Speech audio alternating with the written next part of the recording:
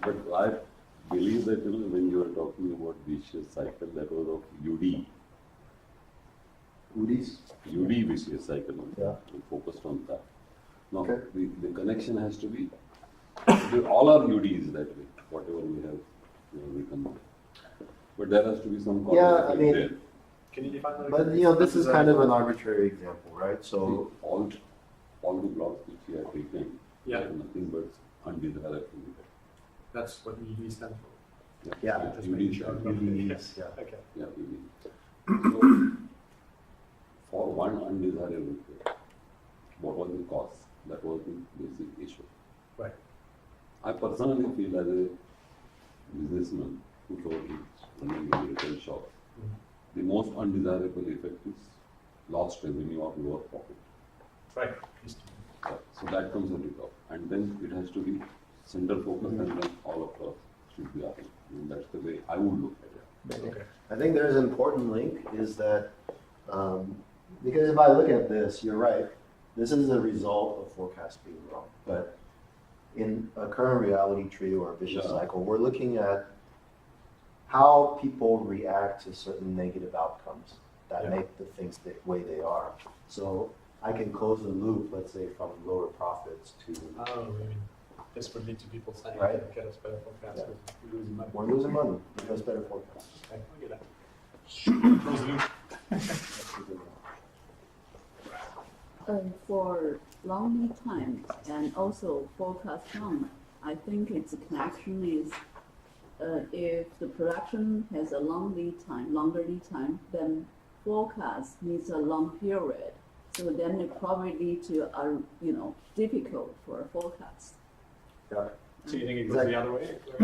Yeah, And because the lead time is, yeah. Too long. Longer lead time will lead to forecast wrong. I don't know about that. I mean, what does it have to do? Because the forecast is a result of the demand, right? Whereas your production lead times are kind of tied more to your production Normally, capacity. let me give you one example. Normally, for example, if we have 1 month forecast, or if we provide 3 months forecast, 1 month forecast is easier. A 3 month forecast will be difficult.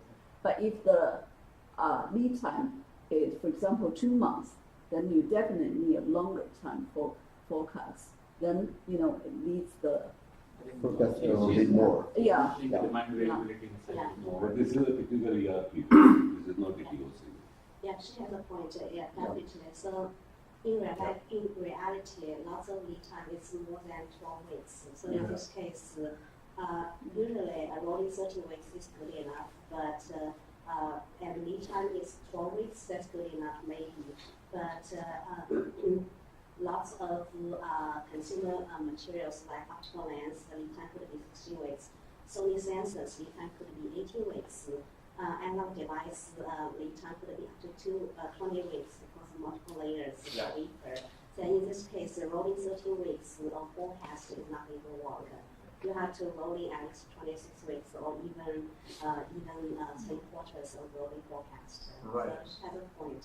So in effect, what you're saying is the constraints you have on the production lead times actually affects Yes. the forecast. Forecast has to be at least as long as. Yeah. Okay. Well, think about it in the extreme, right? If your production lead time is only a day, Yeah. then everything we're talking about here is kind of trivial, right? Yeah, of course. In the extreme case. Yeah. No, the TOC handles this very typically. I know in setting, so I can share that TOC handles it on a stock buffer and time buffer basis. So, see, lead times are not fixed. They are never fixed. I mean, it's very clear. Dr. Godard has been always saying that lead time is never fixed. It is always variable. And lead time is the final result of scheduling. And that's why the buffer stocks, time buffer and the stock buffers are always considered in TOC scheduling pattern. Anyway, I mean, that's a different. Right. So I think let's kind of go with the logical. So I think the input is, so we can move it down. Okay. Let's think through it. Yeah. So at least this is what I'm getting the input, and please correct me. So the longer the lead time, long lead times lead to the forecasting wrong. If we move that down here, and then forecasting wrong leads to the inventory at the wrong place and stock out. So still it will work. Yeah. The only thing is you're moving the link from that to before the for. You're moving like this essentially, Yeah. So and then this feeds also to exactly. and this goes away. Exactly. So then this becomes root cause. That is kind of other way to think about it. Yeah. But in real world, is it only this process you do it in like judgmental or discussion way, or there is some quantitative method or algorithm we take? For example, we'll take the data for 2016, the 12 months of 2016, Yeah.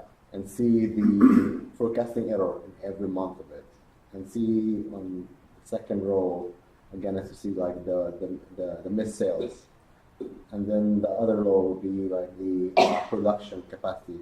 And try to find like somehow multi-regression or random forest to see what exactly the strong relation between any of those variables. Are we doing that in real world or just like judgmental discussion similar to what we Yes. So that'll come as like a second step to me. You know, Pankaj may say differently, but you start out by asking the organization that you're working with, really what is it that they're trying to achieve, right? If they want to make an improvement, they're falling short in whatever it is that they're trying to achieve. And that means there's going to be a set of undesirable effects or challenges that they're facing. So you start from there. Now, looking at those, right, TOC is kind of a thinking process. It just so happens that supply chain has kind of a form solution that we know about, just like critical chain for projects, just like DBR for manufacturing. But if that's not there, right, you would form your hypothesis around those rubies and how they're affecting the ultimate goal that the organization is trying to achieve. And then you start digging into the data that begin to support your hypothesis. And this is the way I look at it. Right. So I think, so we will go through the data, we will analyze every set of data. That's true. In fact, what happens in organizations, they are like too much into data, right? But what we want first is to understand the system and kind of map out this cause and effect. Once we have mapped out in cause and effect, and we have hypothesized this is what should be happening, then we go back and check with the data. For example, in this case, let's say we make an assumption that overproduction is leading to capacity issues, which means I'm not able to produce other product. I will go and check that assumption. Is that assumption true or not? So those kind of things, right? So for example, it could be I might say that, I have excess inventory. The other guy might say, I don't have excess inventory. That is required for satisfying my customer, right? I think we have to validate that claim.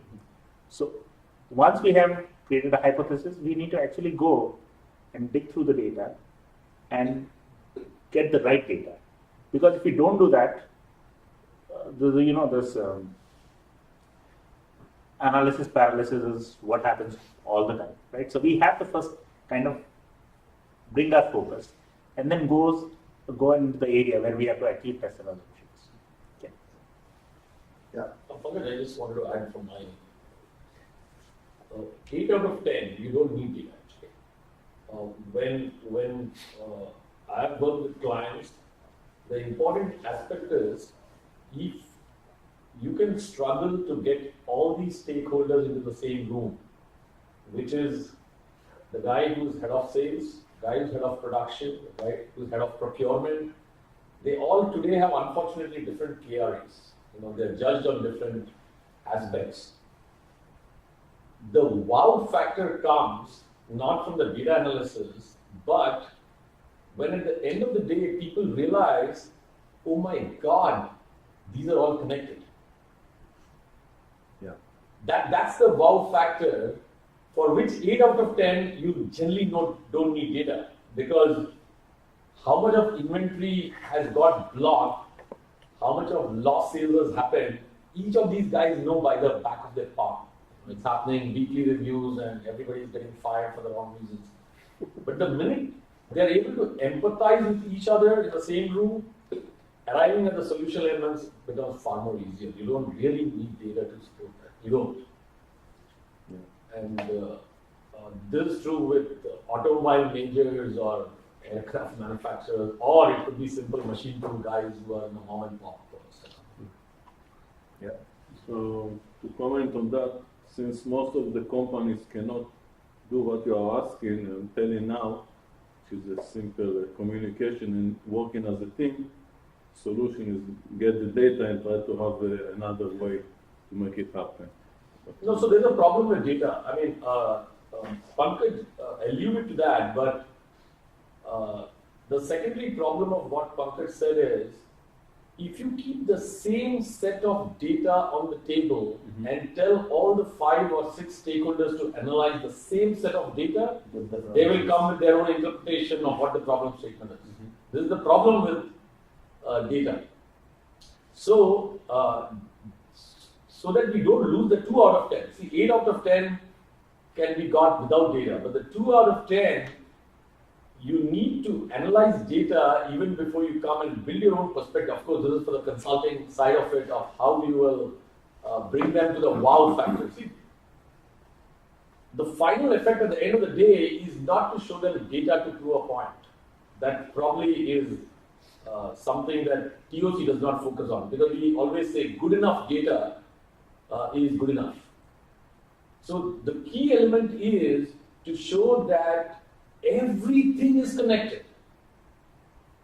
How, if I make a choice of increasing my batch size by just 2%, can have an impact of availability of some SKU, which the client or customer is shouting of. So that is a bigger challenge than data.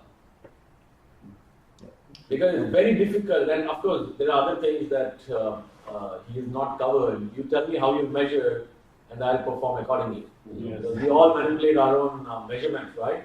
So the minute a production guy's measurement moves away from how many cars he has made in a day, versus if his KRA is how many dealers have not been able to sell what the customer wanted first,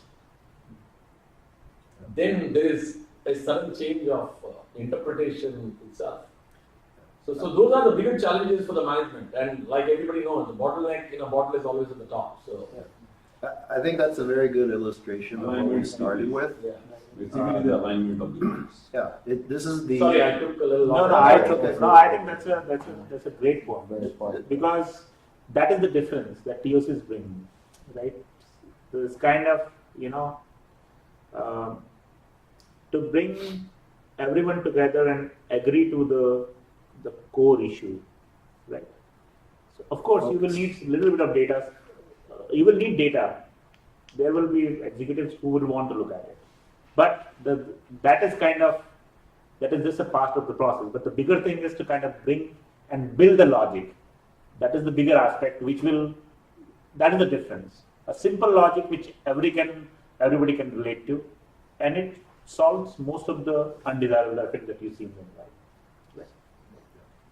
Yeah, that was good. That's a good illustration of the people are good, right? A lot of times people are not talking because they assume that somebody else is trying to screw them, right?